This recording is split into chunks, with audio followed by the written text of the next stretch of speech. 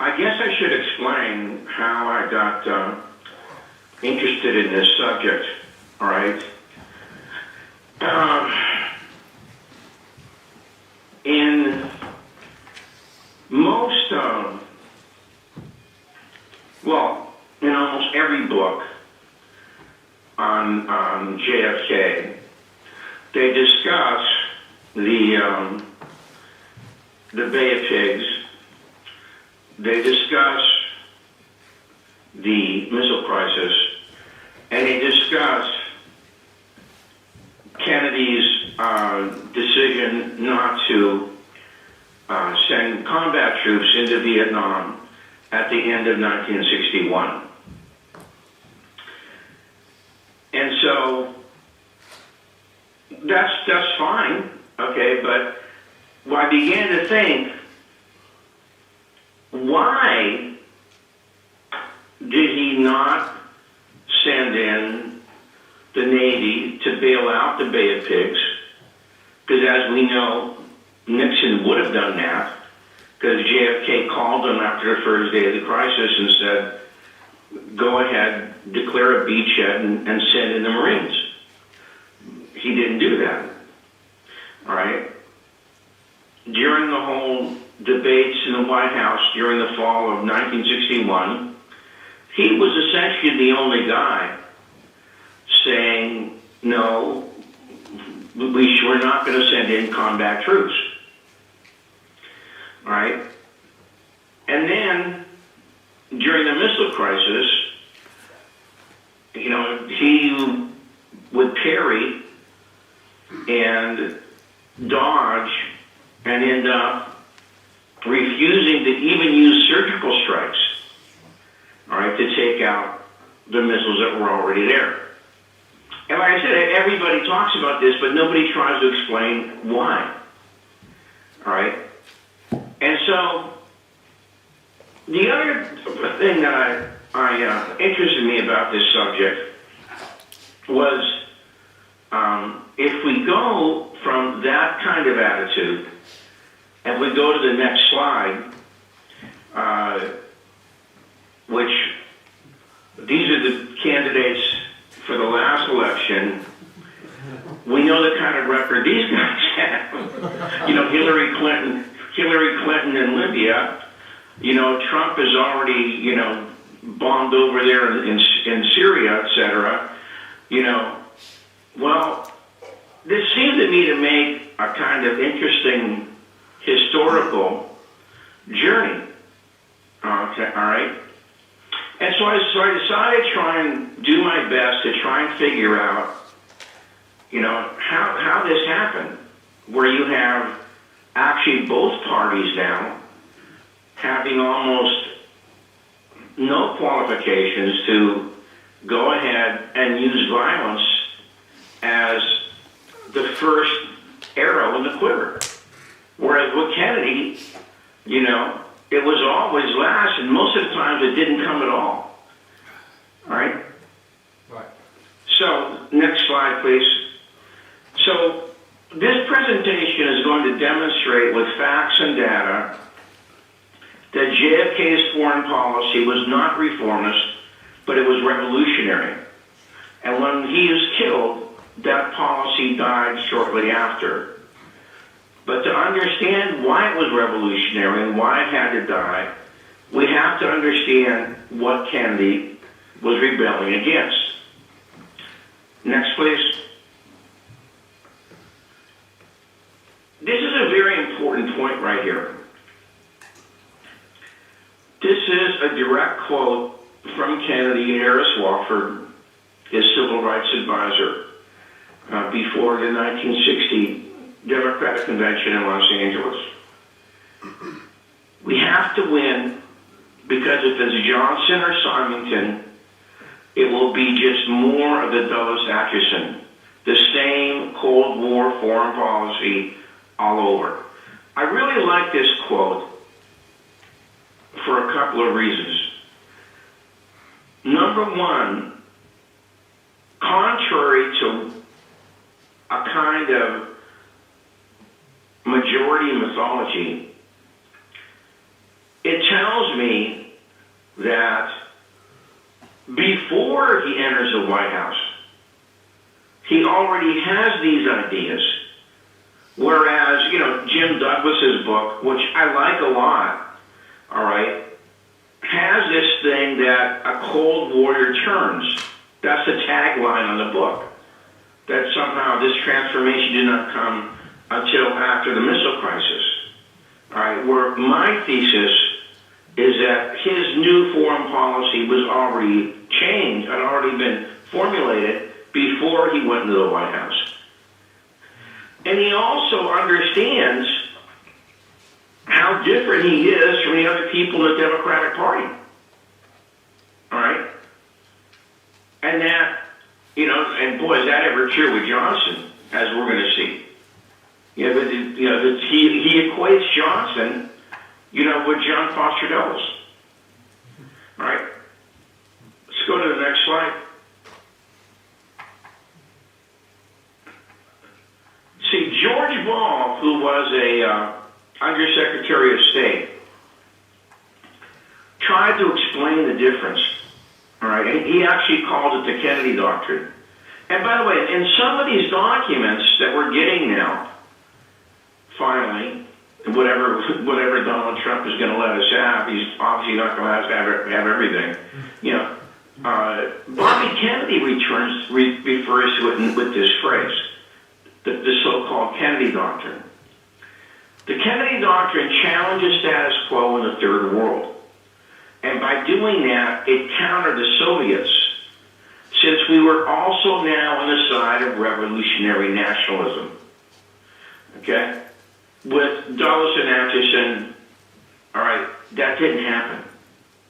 That didn't happen. They were completely against what's called a non-aligned movement. All right? With John Foster Dulles, he did not want to tolerate any country being non-aligned or neutral. All right? What Kennedy's going to do is he's going to change that. All right? All right, next slide, please.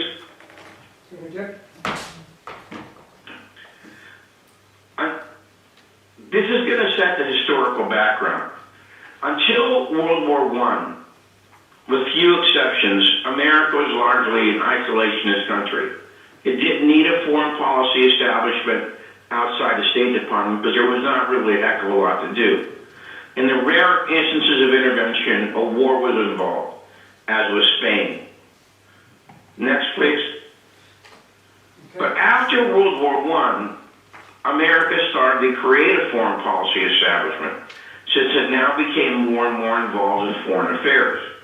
All you need to know about this new establishment is that it was centered at Pratt House in New York, and Mr. Pratt was a former director of Standard Oil. In other words, very unsubtly, big business and corporations were going to be in control of this extra government formation of these foreign policy institutions. Next, please. This organization was called the Council on Foreign Relations. It was founded in 1921, and its journal was called Foreign Affairs. The aim of the CFR, quite early, was to take over leadership of Western foreign policy from Great Britain. One of its first directors was Paul Kravitz of Kravitz, Swain, and Moore, which is John McCloy's law firm. And we're going to learn something about John McCloy today. Next slide, please. What did Kravitz know about world affairs? Not very much, but he was a heavy-duty Wall Street lawyer for the Morgan Empire. And the CFR would really represent American interests in foreign affairs, rather than an understanding of particular areas and what imperialism had done to those areas. That's very important, that last phrase, because this is one of the things that Kennedy would start railing against when he started from about 1951 to 1957. He specifically attacked that attitude that our State Department does not really represent the desires and ambitions of the people that in the area where they're living at. They're representing the colonial people who are running those areas. That's why in 1958, Kennedy bought 100 copies of the best-selling book, The Ugly American, which he loved, and he sent one to everybody else in the Senate. All right? Next slide, please. Within just a few years, the CFR had set up a web of influence between New York and Washington. The goal was to create a single world-spanning political economy with the USA at its fulcrum. This would later become the chairman, David Rockefeller's lifelong aim, which he would achieve under Bill Clinton. And that, of course, was NAFTA. Next slide, please. An accompanying goal was to educate American opinion leaders in order to gain popular support for their aims and ends. Therefore, local chapters of CFR were founded in major American cities with media leaders and businessmen on the boards. Now, we're going to see with the next three slides some examples of the influence of the CFR. Next slide. On the 8-man board which advised Truman to drop the bomb on Japan, 5 of its members were from the CFR.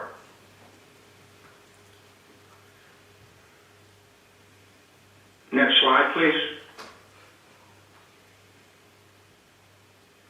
Another example was when Eisenhower was president of Columbia University, he became a part-time student in the CFR study groups and an editorial advisor to Foreign Affairs magazine. And this is, like that picture shows, this is when he became friendly with John Foster Dulles. Next slide, please.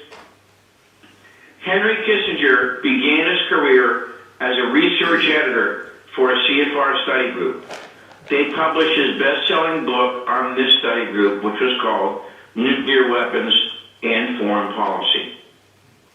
This is how he met Nelson Rockefeller, who promoted his career.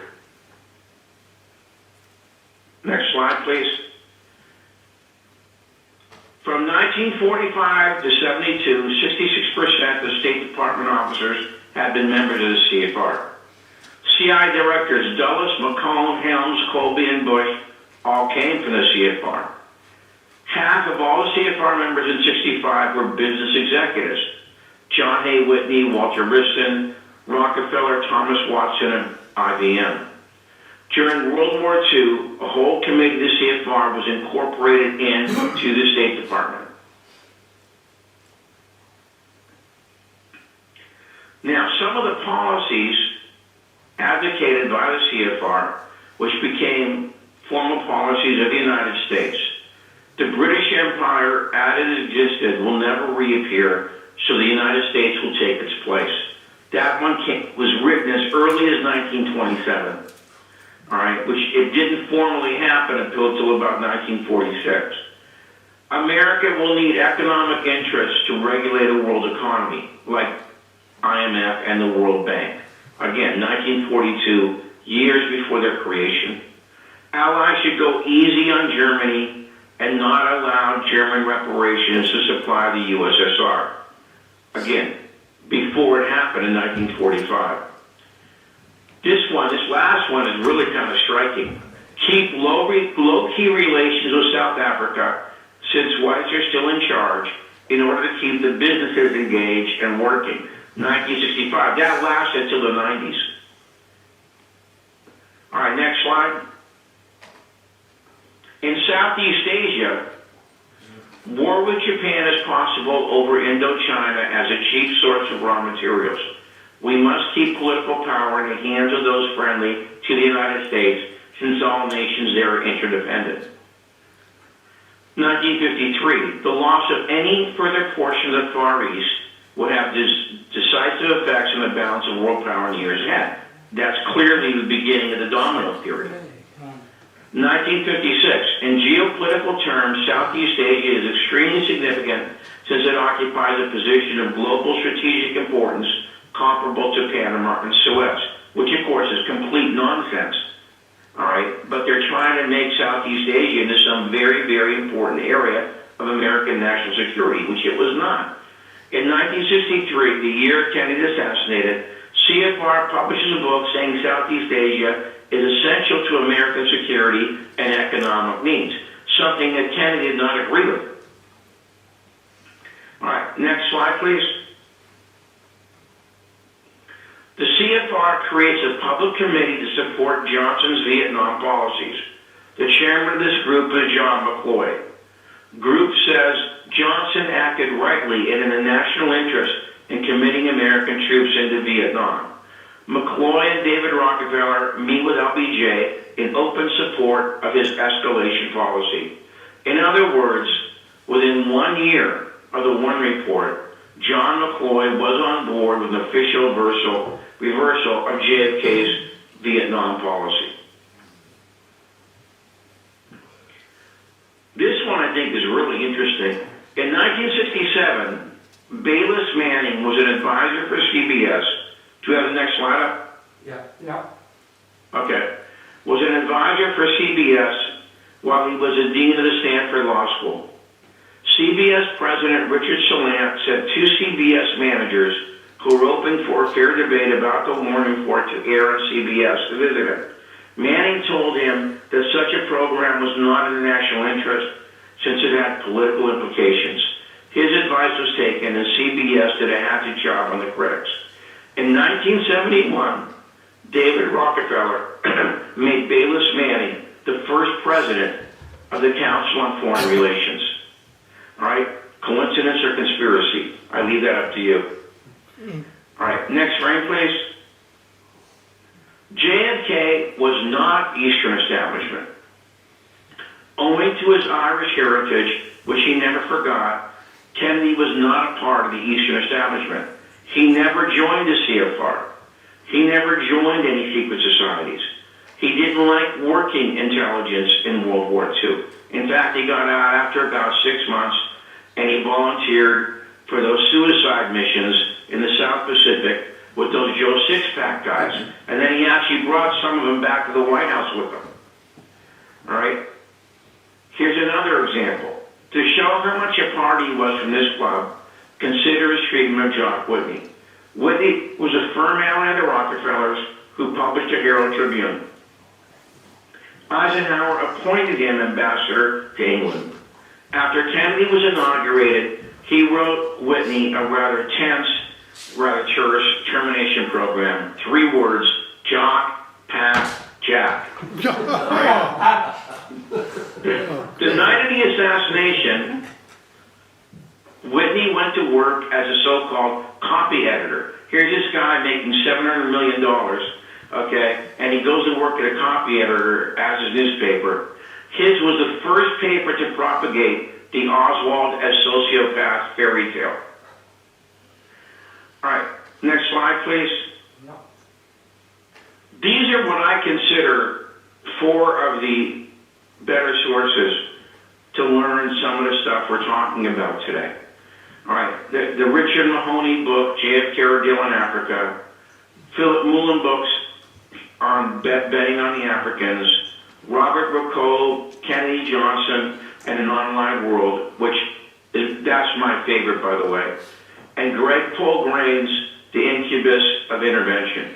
If you have not read these books, you really don't know who John Kennedy was. The Mahoney book was the first one of these I read, and it completely altered my perspective on what JFK's foreign policy was really all about. Next slide, please. Kennedy's foreign policy was formed in large part by 1961. Why do I say this? Because he met a certain diplomat many years before he became president. To show how far behind the learning curve the research community has been, this man's name was not in a Kennedy assassination book until the Douglas book in 2008, which means it was bottled up for 44 years.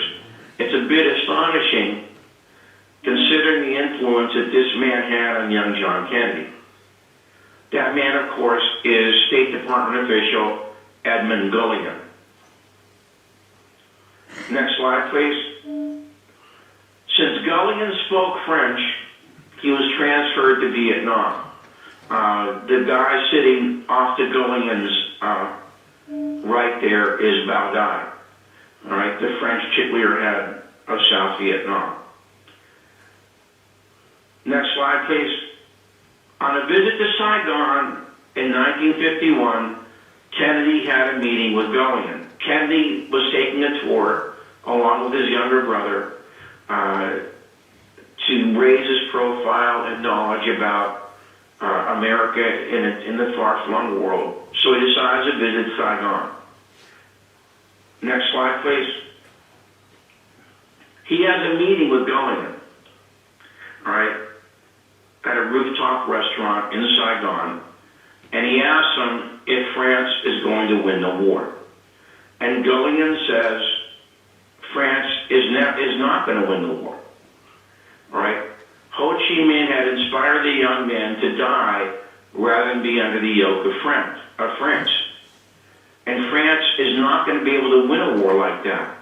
They won't be able to win a war of attrition. All right? Because the French home front would not support it. Now, if you take a look at this, it's exactly what's going to happen in the United States, of course, years later. All right? And so JFK understood this, 10 years before he entered the White House. This is why he was resistant and was not going to put combat troops into that theater. All right? Next slide, please. Gullion's ideas changed forever JFK's thinking on foreign policy. As Bobby Kennedy said after that meeting, that talk with Gullion had a deep, deep impact on his thinking. All right, next frame, please. Oh, by the way, that picture, that's Gullion in the White House. Because JFK remembered him, and he brought him into the White House, all right, and Gullion became one of the chief architects of Kennedy's Congo policy, which hardly anybody ever talks about, but we are. All right, next frame, please. Gullion became Kennedy's point man on the Great Congo Struggle, which began before Kennedy was president, and it continued until after his assassination. This episode is disgracefully ignored by the JFK research group. Why is it important?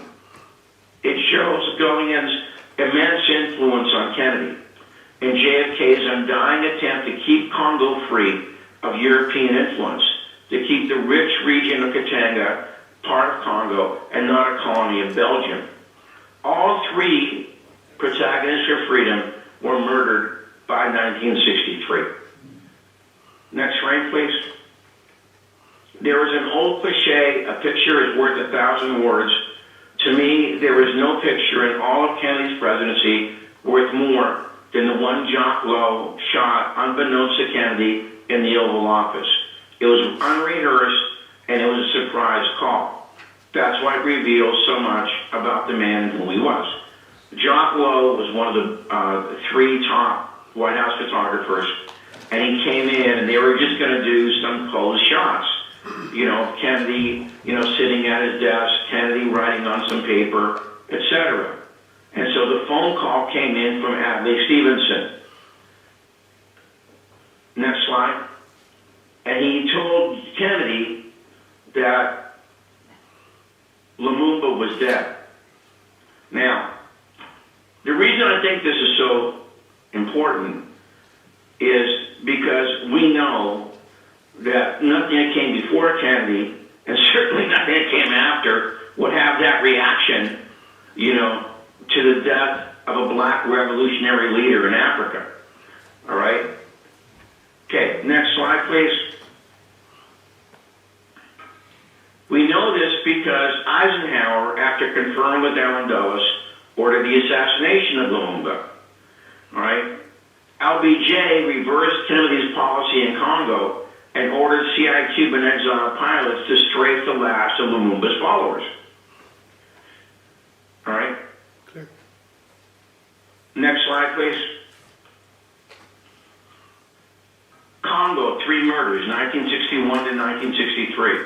Patrice Lumumba, murdered by the Belgians with the help of the CIA in 1961. All right? Number 2, Dag Hammarskjöld. And with this particular one, I'm not going to use the word killed anymore, because I think that after Suzanne Williams' book, Who Killed Hammarskjöld, I think the idea that he was killed has now been exposed as a cover story. All right?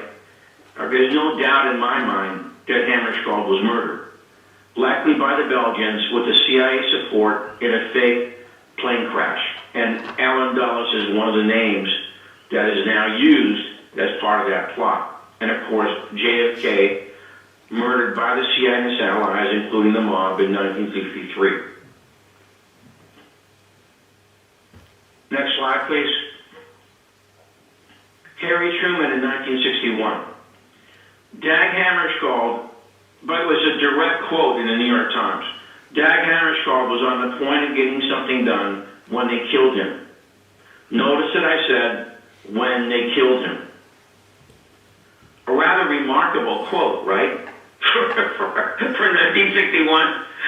All right, so why did Truman say this? Well, we didn't find out until, as these things usually work, we didn't find out until about 40 or 50 years later, all right? Because, next slide, because it was later revealed to Greg Polgring that Hammarskjöld and Kennedy had made a secret alliance to keep both Congo and Indonesia out of the hands of imperial powers. What is remarkable, really remarkable about this, is that JFK shouldered that burden himself after Hammarskjöld was murdered. Usually when you make a promise to somebody and the other guy dies, you don't feel obliged to keep it up. Well, that's not the way Kennedy felt about Hammarskjöld. All right?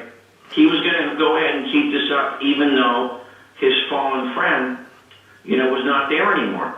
And in fact, he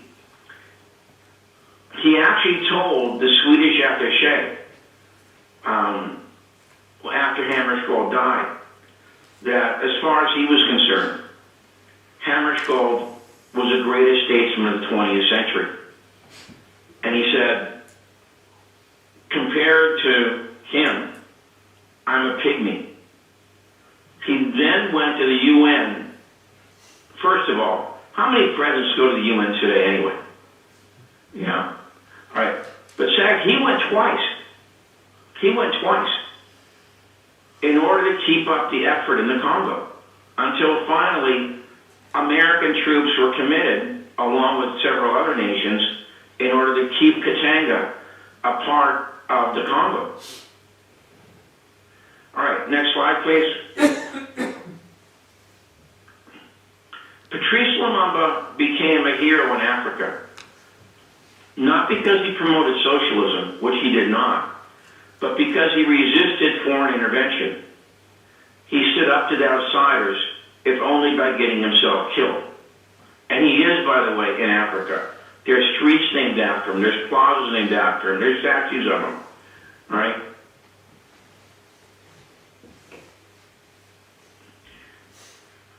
Why are these, next slide please, why are those 3 murders so important? Because once they were completed, Kennedy's policy was completely reversed. The CIA took over the American embassy and started a secret air war to eliminate the last of Lumumba's followers. Congo became a vassal state to Belgium and England, and the rich Katanga did not go to the Congolese people, as Kennedy wanted. They went to dictator Mobutu and his imperial employers. Next slide, please. And that was not just a one-up kind of thing. It happened again in Indonesia. the other place where Kennedy and Hammarskjöld had made a deal about. The exact same pattern occurred in Indonesia as in Congo. Eisenhower and the Dulles brothers approved a coup attempt to overthrow Sukarno in 1958. When Kennedy became president, he asked for reform in this action. Dulles gave him a redacted version. You know, we complain about getting redacted versions. Well, so did Kennedy got a redacted version of the report, too. Once he read it, Kennedy exclaimed, "No wonder Sukarno doesn't like us.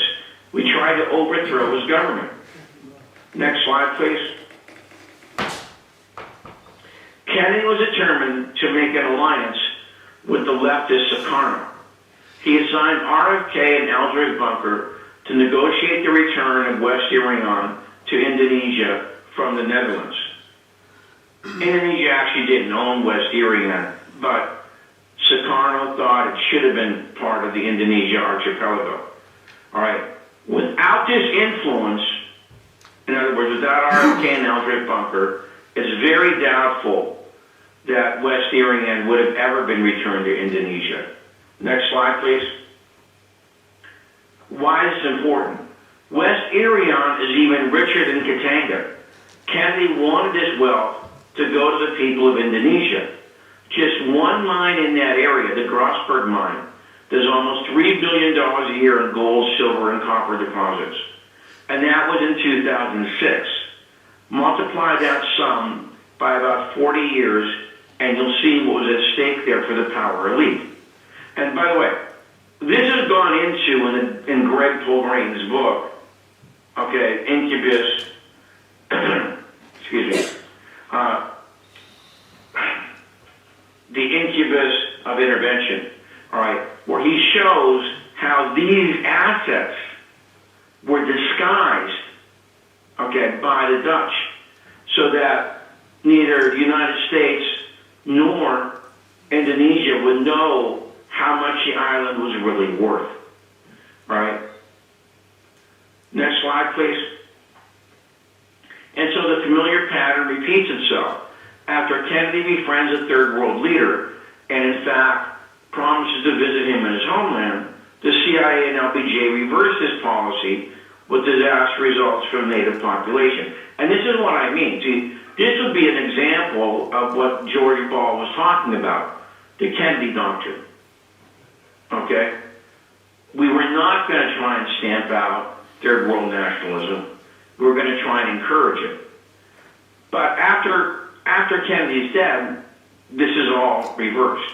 Within 18 months of JFK's assassination, the CIA plots to overthrow Sukarno and decimate the PKI, his communist-based party.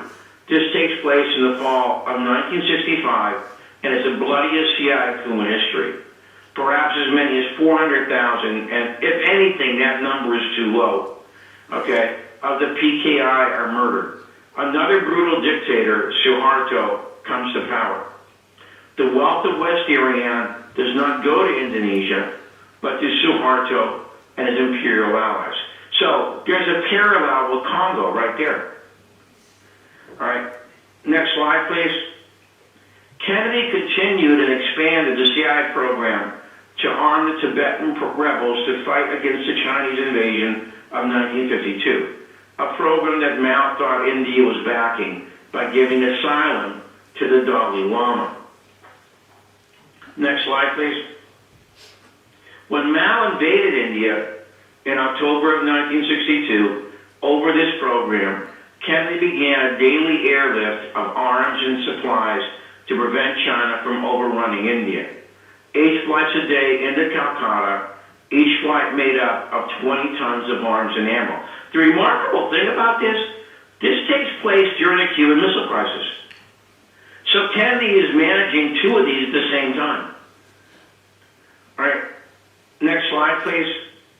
JFK got England to go along with him in this program, and they both warned Pakistani leader Ayub Khan not to encourage or join Mao in his attack on Nehru in India, even though Pakistan and India were already very harsh rivals. Next slide, please. JFK increased the airlift supplies through November, and he proposed sending the Navy into the Bay of Bengal and an aircraft carrier fleet into Madras province. The day after this, Mao decides to withdraw and offer a truce. Now, whether those are related or not, I don't know. Some people really don't think that Mao was determined to actually overrun the country, that he just was teaching them a lesson. All right, now, what's important about this, next slide, please. What's important about this policy of favoring India over Pakistan is reversed when JFK is killed, because both Johnson and really Nixon will tilt towards Pakistan.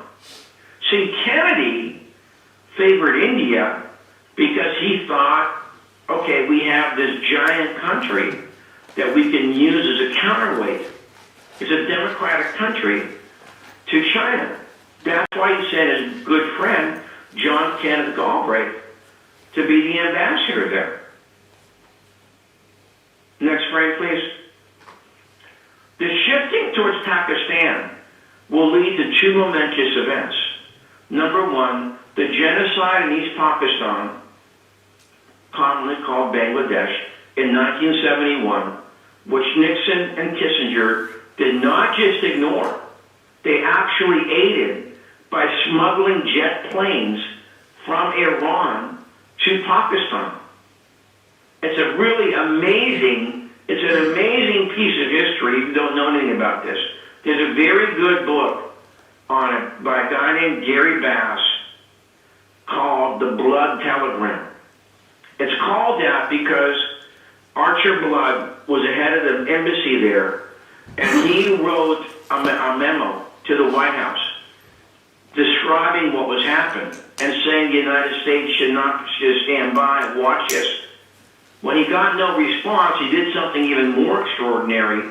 He got 21 employees in that embassy to sign another telegram. All right? And it did, of course, as we know, nothing. Secondly, the use of Pakistan as a base to battle the Soviets in Afghanistan, which leads to the rise of a man named Osama bin Laden. Okay, next frame, please. The tilt towards Pakistan brings us now to what is perhaps most relevant for today's world, Kennedy's Middle East policy. How many people even knew Kennedy had a Middle East policy? You won't read about it anywhere. And, it's not these Kennedy books, because all they talk about is Cuba and Vietnam, like nothing else matters. Right? We did have such a policy, and Kennedy built that policy, as he usually did, in opposition to what came before him, what Dulles and Eisenhower were doing. Okay, next frame, please. All right. Kennedy's key to the Middle East is this guy, Gamal Abdel Nasser. All right. He had been frozen out by Dulles, John Foster Dulles, because, number one, he recognized China. Number two, he would not join the Baghdad Pact. He essentially said, look, if I join the Baghdad Pact, this was one of those treaty things that Dulles had set up all over the world to fight the communists, everywhere. And then I'm just going to be looked upon as a lackey of the United States. I owe my political career to the fact that I represent Egyptians. All right? So he wouldn't join. So then Dulles cut off the funding for the Aswan Dam, and that went ahead and forced Nasser to go to the Soviets. Well, Kennedy thought that was really stupid. Why do we want to do that? We want to try and keep this guy as our friend. So again, this is part of the Kennedy doctrine in the Third World. We're going to back revolutionary nationalism. All right? And by doing that, we're going to counter the Soviets. All right? So his idea was we're going to freeze out Saudi Arabia and Iran. Okay? They're too dictatorial and backward-looking. We're going to create a bond with Nasser, who Kennedy perceived as being more secular, democratic, and progressive. And by doing this, we're going to create the impression of fairness and not favoring either side. All right? In other words, we can now be looked upon with trust on both sides. Together with Nasser, we're going to form a union with other Arab moderate states. And then we'll move towards a solution to the Palestinian problem in a second term. Lastly, we're going to keep atomic weapons out of the area. And JFK was really adamant about that last point. All right? All right, next slide, please.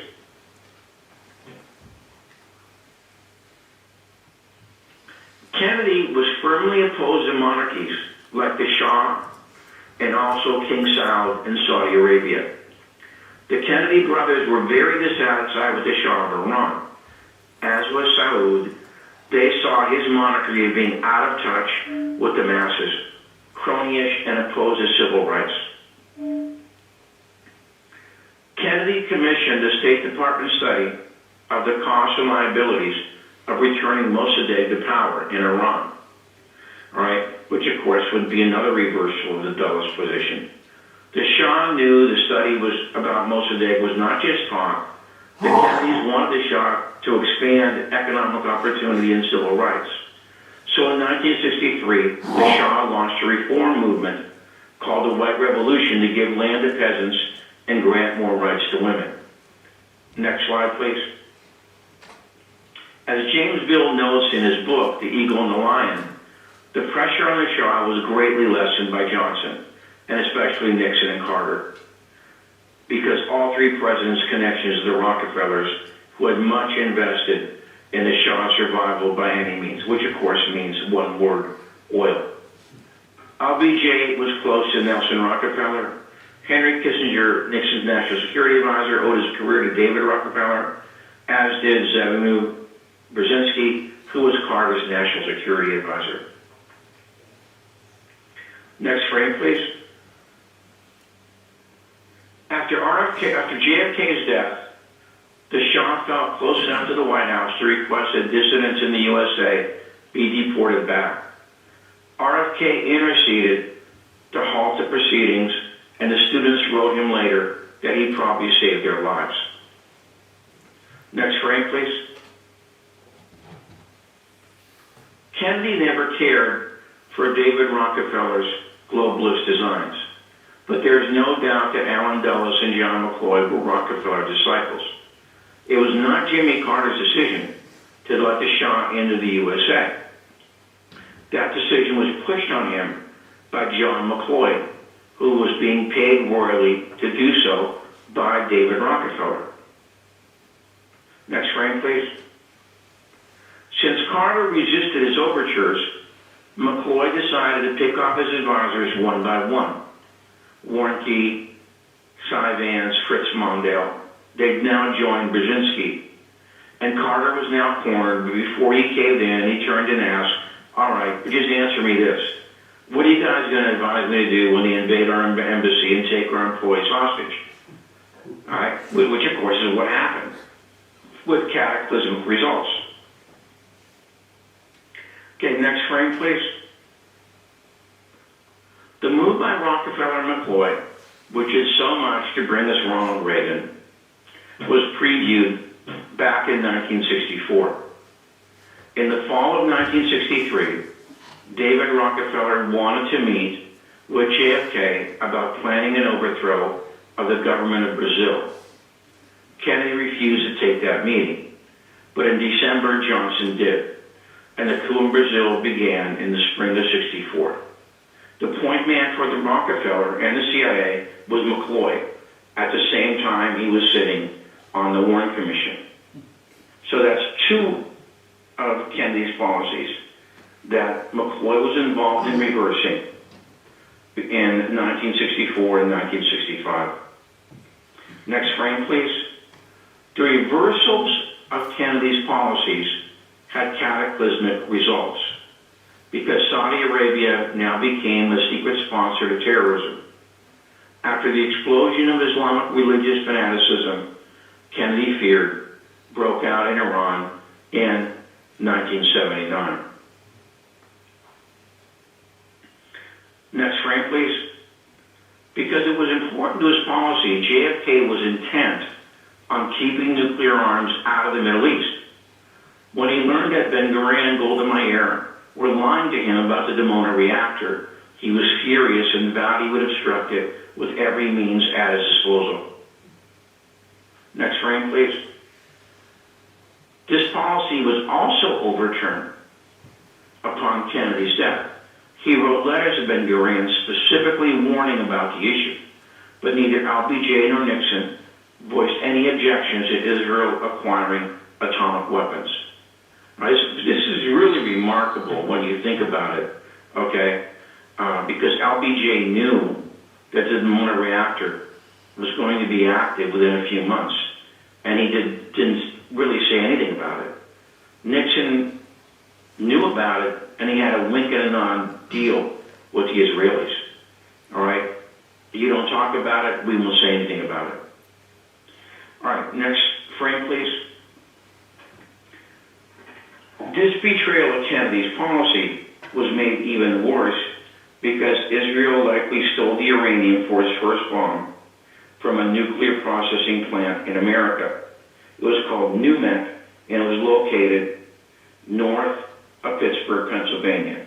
A very good book on that subject is Roger Matson's Stealing the Atom Bomb. Next frame, please. This legacy, the switching of his policies in the Middle East, was completed by the tilting towards Saudi Arabia and the overall imbalance towards Israel. Therefore, when the outburst of Islamist radicalism exploded in 1979, as Kennedy predicted way back in his 1957 Algeria speech, there was no real check on it. In fact, all the conditions were there to make it grow in mushroom. And it really, well, I don't have to tell anybody how it's done that. These reversals were, next frame please.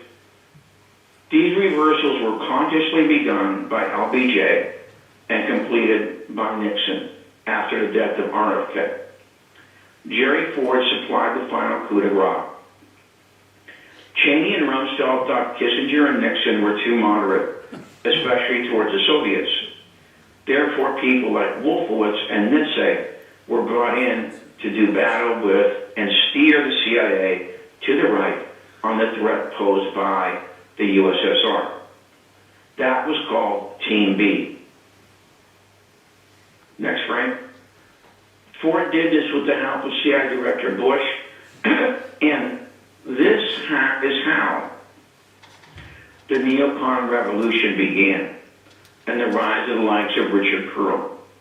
They thought that not only Kissinger, but also Alexander Haig was too moderate. You can see how crazy these people were if you think Haig was too moderate, right? And with this, JFK's foreign policy became a relic in a museum.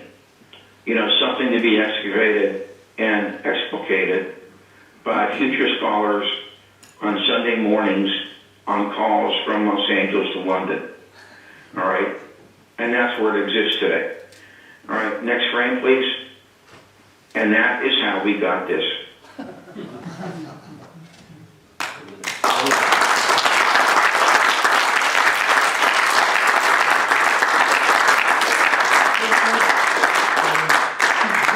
Please repeat those book titles and authors.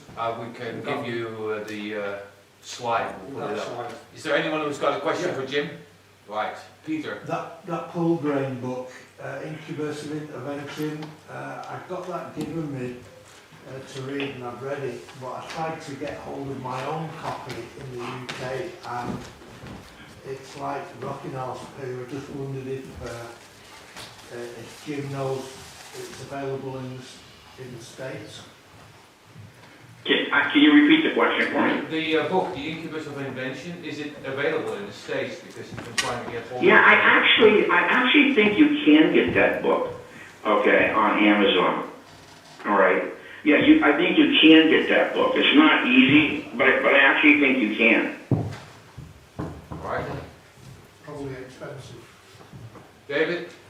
Does the CFR still exist, and if so, to what extent is it linked with PNAC? Does the CFR... Is the question, does the CFR still exist? Yes. And is it... And if so, to what extent is it linked with PNAC, if indeed PNAC still exists? Is it connected with PNAC, and does PNAC still exist?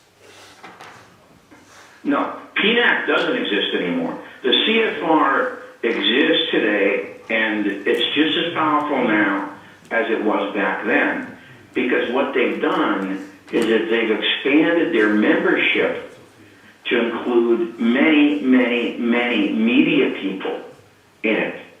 You'd be surprised at how many media people are in the CFR. Like this Max Boot guy, you know, who just published a 700-page book about how, you know, JFK dumping Lansdale was a big mistake for Vietnam. I think it's called The Road Not Taken. Well, you know, he's a CFR guy, and of course, the New York Times backed that book. All right, and it became a bestseller, if you can believe it. So yes, they're still around, and they're still very, very influential. Right. Anyone else? Yeah, one more Follow-up thing. to that, please. Forgive me. Do we have a name for any follow-up organisation, successor organisation to PNAC? Did you get that? No, can you repeat the question? Are there any successors to PNAC, organization-wise? Oh, believe me, all of these right-wing neoconservative groups, you know, are extremely well organized, okay? And they operate out of these so-called right-wing think tanks, okay, which are spread all throughout the United States, like the Heritage Foundation and stuff like that. You know, PNAC, I don't think has a direct successor, because they really, when the invasion went, you know, crazy like it did, they really disbanded. They tried to erase the fact that they even existed. Okay, you know, but so that one they kind of blew away. So I don't think there's going to be another direct successor to them, although their aims are being carried out by these other groups that the right wing has in the United States. Jim, Thank you. you mentioned earlier that Kennedy was against the Shah of Iran, he didn't get under the Shah of Iran. What did he, if he feared Islamic revolutionists, which of course did happen in 1979, as you said, what did he expect to happen in Iran if the Shah had fallen earlier? All right, that's a very interesting question. That's a very interesting question. See, if you study the history of the Middle East, which I did, okay, when I started this, there's a very fascinating book called The Devil's Game by a guy named Dreyfus. And what he does is, in that book, is he illuminates this battle between the fundamentalists in the Middle East and the progressive secularists in the Middle East. Okay? And in that book, he actually says that the last great hope for American policy to oppose the fundamentalists was Nasser. All right? See, the fundamentalists in the Middle East were funded as far back as the 1920s by the British. All right? The Muslim Brotherhood especially. Very, very influential group. All right? And the British gave them a lot of money to spread their word, to spread into other countries, etc. And the reason for this, of course, was quite simple, is that they felt that as long as the area was governed by people like the Saudi royal family, that it would be easier for them to deal with petroleum through their giant conglomerate BP. All right? Because if some nationalist charismatic leader got hold of this stuff, all right, then he would see what a great asset it was, and if the guy turned out to be a pan-Arabist, like Nasser was, he would demand higher and higher deals for his people to put the money to work for the Arab people as a whole. You know, this same thing as Lumumba, same thing as Sukarno. So they decided their strategy would be to secretly back these groups. All right? Well, see, in Kennedy's eyes, all right, somebody like the Shah would be sort of like a sitting duck for these guys. All right? Okay, because he didn't offer anything except his monarchy. All right? And so what he wanted him to do was to be more like Nasser. Okay? And that's what he was trying to do there. And that's why he seriously thought of bringing back Mossadegh. And by the way, most people don't understand how close that decision came. Okay? At the very last minute, after that State Department paper was passed around, Kennedy decided not to do it. Because to him, he thought the costs and liabilities of bringing him back, would be too dangerous. Okay? Well, obviously, in retrospect, maybe that was wrong. Okay? All right? Because after, like I said, after 63, all the pressure was relaxed. And Sabak and his security forces, ended up this violent, repressive, kind of attitude towards anybody who wanted to modernize the country. So that was his strategy there. And that was his strategy in Saudi Arabia. He didn't even want to deal with Saudi Arabia at all. Okay? And of course, Dulles, had turned towards Saudi Arabia as a counterweight against Nasser. All right? All right, and so that's why I mean it was a reversal of the whole Dulles position there. All right? So this whole issue is very fascinating. And it's really surprising to me, that, why do we have to wait to meet? Okay. I'm the guy who got into this community by studying Jim Garrison, all those years ago. And we've never talked about this subject as far as I know until now. Thanks so much, Jim. Thank you very much, Jim.